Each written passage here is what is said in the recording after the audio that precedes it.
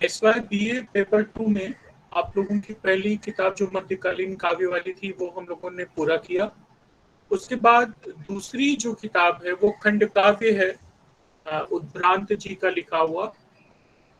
और उस खंड काव्य की शुरुआत आज से हम लोग करेंगे। तो स्वयं प्रभा खंड काव्य के ऊपर बहुत ज्यादा सामग्री आपको इंटरनेट वगैरह में नहीं मिलेगी, लेकिन दो सामग्री मैंने खोजी। एक जो कवि के बारे में है, उद्भ्रांत जी के बारे में है, जो कि इस खंड काव्य के रचयिता हैं। साहित्य के सशक्त हस्ताक्षर उद्भ्रांत शीर्षक से संगीता पांडे जी का एक बड़ा विधिवत आलेख है, और जिसका लिंक भी जो है मैंने यहाँ पे दिया हुआ है, जहाँ से मुख्य सामग्री है। आप चाहे तो यहाँ से भी उसे चेक कर सकते हैं। तो इस आलेख में उन्होंने उद्भ्रांत जी की चर्चा की हुई है। और इस आलेख के बाद एक भाई दिनेश कुमार माली का एक बहुत लंबा और विस्तृत आलेख उद्भ्रांत की स्वयं प्रभा के बारे में है, रामायण के अल्पज्ञात चरित्र की पुनर्रचना। और इसमें उन्होंने बड़े विस्तार से उदाहरणों के साथ इस पूरे खंड काव्य की चर्चा की है, जो विद्यार्थियों के लिए बड़ा ही उपयोगी है। तो ये दोनों ही सामग्री उसके मुख्य सोर्स जो हैं उसका लिंक देते हुए, और जो उसके लेखक हैं उन्हीं के नाम से मैंने ब्लॉग पे आप लोगों की हित में शेयर कर दिया है कि आप यहाँ से चाहें तो ये सामग्री देख सकते हैं। इसके अलावा स्वयं प्रभा किताब का PDF वर्जन आप लोगों के साथ मैंने व्हाट्सएप ग्रुप पे शेयर किया है, और उसके कुछ पेजेस इमेज फॉर्म में भी सारे आज मैंने आप लोगों के व्हाट्सएप ग्रुप पे डाल दिया है। तो जिससे आपको पूरी की पूरी किताब, पूरा का पूरा टेक्स्ट आपके पास अवेलेबल हो, लेखक के कवि के बारे में आपके को जानकारी हो, और उसकी जो पूरी रचना है स्वयं प्रभा, उसके बारे में आपको जानकारी हो। तो इस तरह से जो सामग्री देने की बात थी, स्टडी मटेरियल देने की बात थी, वो सारा मैंने आप लोगों को इस ब्लॉग के माध्यम से, आपके व्हाट्सएप ग्रुप के माध्यम से मैंने उपलब्ध करा दिया है।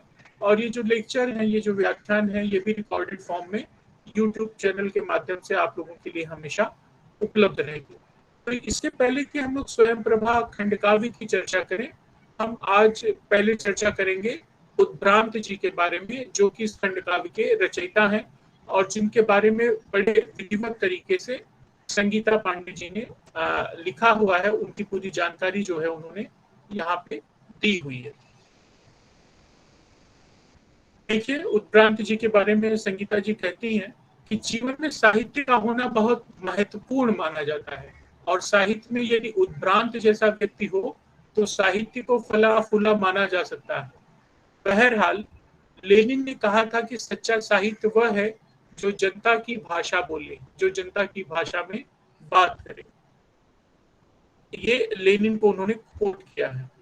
रमाकांत शर्मा उद्भ्रांत ऐसे ही एक व्यक्ति हैं जो जनता की भाषा में बात करना पसंद करते हैं, उसकी नब्ज को समझते हैं। इनका पूरा नाम है रमाकांत शर्मा उद्भ्रांत। उद्भ्रांत एक ऐसे संवेदनशील रचनाकार हैं जिन्होंने अपनी रचनाओं के द्वारा भ्रष्टाचार का खंडन एवं उसका घोर विरोध किया। 73 वर्ष की उम्र में भी वे एक जिंदा दिल इंसान हैं। परिस्थितियों के आगे उन्होंने कभी हार नहीं मानी। अपनी बेटी सुगंधा के पति के असामयिक मृत्यु ने बेटी को ही नहीं बल्कि पिता को भी दुख के सागर में डुबो दिया था। पर उद्भ्रांत जी ये जानते थे कि अगर उन्होंने धीरे से काम नहीं लिया तो बेटी और नाती अथर्व को कौन संभालेगा। उद्भ्रांत जी ने अपनी बेटी का पुनर्विवाह दिल्ली के हेमंत कुलश्रेष्ठ से करा दिया। उद्भ्रांत का साहित्यिक जीवन ही नहीं, व्यक्तिगत जीवन भी लोगों के लिए एक उदाहरण प्रस्तुत करता है। व्यक्तिगत जीवन हो या साहित्य जीवन, उन्हें मैंने हमेशा सक्रिय ही देखा है। मतलब बड़े सहज आदमी है, बहुत प्रैक्टिकल आदमी है, जीवन की कठिनाइयों को समझते हैं और उसका हल उसी तरह से देने का प्रयास करते हैं जो कि समाज में रहकर संभव हो। समाज में होने वाली घटनाओं पर उद्भ्रांत बिना किसी पक्षपात के तुरंत प्रतिक्रिया देते हैं, फिर चाहे वो सरकार के पक्ष में हो या विपक्ष में। उद्भ्रांत ने हिंदी साहित्य में अपनी पहचान एक कवि के रूप में बनाई है। उद्भ्रांत जब लिखते हैं तो गोया हर आदमी की बात उसमें झलकती है। वे हिंदी के श्रेष्ठ कवियों में से एक हैं। उद्भ्रांत जी की कविताएं अपने समय और समाज के सारे सवालों से हमें रूबरू कराती हैं। जीवन का कोई ऐसा पक्ष नहीं है जो इनकी कविताओं में चित्रित न हुआ। कहा जा सकता है कि उत्क्रांत की कविताएं बहुआयामी हैं, जिसमें मानवतावादी दृष्टिकोण दिखाई देता है। इनकी कविता कल्पना से लेकर यथार्थ की ओर, असाधारण से लेकर साधारण तक की विकसित एक यात्रा है। यही वजह रही कि उत्क्रांत की साहित्यिक रचनाओं ने उन्हें यशस्वी बना दिया। इन्होंने साहित्य की लगभग प्रत्येक विधा पर अपनी लेखनी चलाई। उन्होंने दैनिक पत्र के गुणधर्म से भी परिपूर्ण था। उत्क्रांत ने कानपुर के आज जो दैनिक पत्र है उससे भी जुड़े रहे और वरिष्ठ संपादक के रूप में 1975 से 1978 तक उन्होंने काम किया। उत्क्रांत ने सरकारी और निजी विभाग में कई नौकरियों के साथ साथ अपना लेखन कार्य जारी रखा। इनके काव्य यात्रा को देखें तो पाते हैं कि उत्क्रांत जी ने 11 वर्ष की उम्र से ही कविता लिखना प्रारंभ कर दिया था। तब से अब तक निरंतर उत्क्रांत जी लिख रहे हैं। उत्क्रांत ने हरिवंश राय बच्चन को अपना काव्य गुरु माना और ये भी कितना सुखद कि जिस नाम से ये साहित्य में आज प्रसिद्ध है, वो नाम भी बच्चन जी के द्वारा इन्हें सृजन के लिए बेचैन रहने के लिए दिया गया था। उद्भ्रांत, ये जो शर्मा जी का नाम है, नाम उन्हें बच्चन जी के, हरिवंश राय बच्चन जी की तरफ से मिला था। इसका एक गीत कांटों का प्रतिवेदन है, जिसको महाराष्ट्र शिक्षा बोर्ड द्वारा प्रकाशित महाराष्ट्र के 12वीं की कक्षा के पाठ्यक्रम में रखा गया है। 12वीं के पाठ्यक्रम में इनकी कविता कांटों का प्रतिवेदन भी शामिल है। राम माधव, अभिनव पांडव, वक्रतुंड, त्रेता उत्क्रांत के चर्चित काव्य हैं। त्रेता उत्क्रांत का महाकाव्य है, जिसने उन्हें महाकवि होने का गौरव प्रदान किया। इसका प्रकाशन ने राम कथा से जुड़ी लगभग सभी नारी पात्रों को लेकर आत्मकथात्मक शैली में इस काव्य की रचना की है। ब्लैक होल, अन्याद्य सूक्त, जल इनकी चर्चित कविताएं हैं। उत्क्रांत की कविताओं की भाषा सरल है, सामान्य व्यक्ति से समझ सकता है और यही एक उच्चतम लेखक को चाहिए भी कि वो जनमानस तक पहुंच सके। तो ये उनकी प्रमुख कुछ रचनाएं थी जिनका उन्होंने वर्णन किया है। स्वयं प्रभा ये उत्क्रांत का खंड काव्य है, जिसमें उन्होंने कुल 9 सर्ग की रचना की है। सर्ग मतलब होता है विभाग या सेक्शन, मतलब पूरा का पूरा ये जो खंड काव्य है उनका, वो 9 सेक्शंस में बटा हुआ है, 9 सर्गों में बटा हुआ है।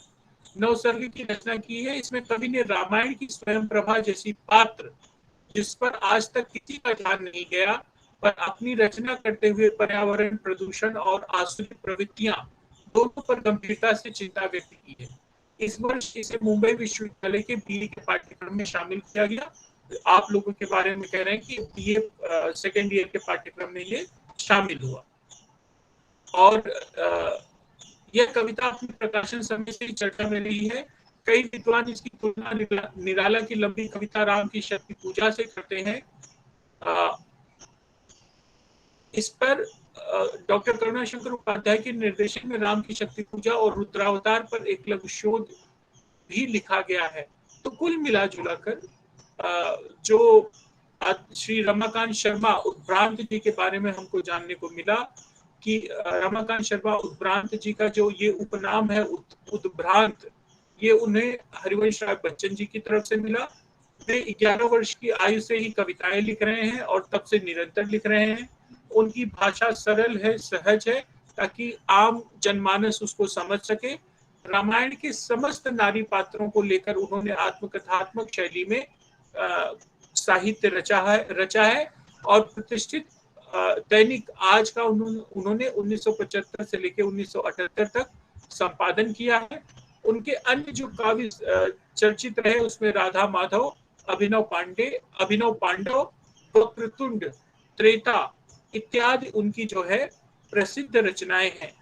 अपने जीवन और समाज की यथावश्यक चर्चा के साथ अपनी कविता, कहानी और इतर सृजन के विभिन्न पहलुओं का बेबाक विश्लेषण कवि उत्क्रांत द्वारा की जाती रही। उत्क्रांत ने 2018 में आत्मकथा का पहला खंड मैंने जो जिया, बीच की यात्रा नाम से उनका जो है पहला खंड भी आ चुका है। इसमें उन्होंने 27 वर्ष के अपने जीवन को पाठकों के सामने रखा है। मतलब अपने उत्क्रांत जी के बारे में और विस्तृत जानकारी आपको उनकी आत्मकथा का पहला खंड जो है बीच की यात्रा, जो कि 2018 में प्रकाशित हुआ है, उसके माध्यम से भी आपको मिल सकता है। तो आप लोगों के पाठ्यक्रम के हिसाब से बीए द्वितीय वर्ष के विद्यार्थी होने के हिसाब से आपको उत्क्रांत जी के बारे में जो मौलिक जानकारी चाहिए थी, उस मौलिक जानकारी जानकारी पूरी तरह से इस आलेख में संगीता पांडे जी के मिल जाता है कि उत्क्रांत जी जो हैं, इनका वास्तविक नाम रमाकांत शर्मा था और उन्होंने उत्क्रांत यह नाम उनको हरिवंश राय बच्चन से मिला। साहित्य सृजन में उनकी बचपन से ही रुचि थी। 11 वर्ष की आयु से वो साहित्य सृजन में लग गए थे और रामायण का कोई भी ऐसा नारी पात्र नहीं है जिसको लेके उन्होंने रचना नहीं की। सबको उन्होंने केंद्र बनाया। तरह तरह की सरकारी और प्राइवेट नौकरियां उन्होंने की और दैनिक जो प्रसिद्ध दैनिक है कानपुर से निकलता था आज, उसके भी आप वरिष्ठ संपादक के रूप में आप उसमें भी काम कर चुके हैं। आपने अपनी आत्मकथा का पहला अंश भी 2018 में प्रकाशित करवाया, जिसके माध्यम से आपके जीवन के बहुत सारे दूसरे पक्ष भी उद्घाटित होते हैं। आपकी एक कविता मुंबई महाराष्ट्र के शिक्षा बोर्ड में लगी हुई है और आपका खंडकाव्य स्वयं प्रभा, जो कि हमारे SYBA मुंबई यूनिवर्सिटी के पाठ्यक्रम में है। तो ये बुनियादी जानकारी थी आपके लेखक जो इस खंडकाव्य के लेखक हैं, स्वयं प्रभा खंडकाव्य के लेखक हैं, उनके बारे में, ताकि आपको अगर इनके बारे में कुछ पूछा जाए तो आप आसानी से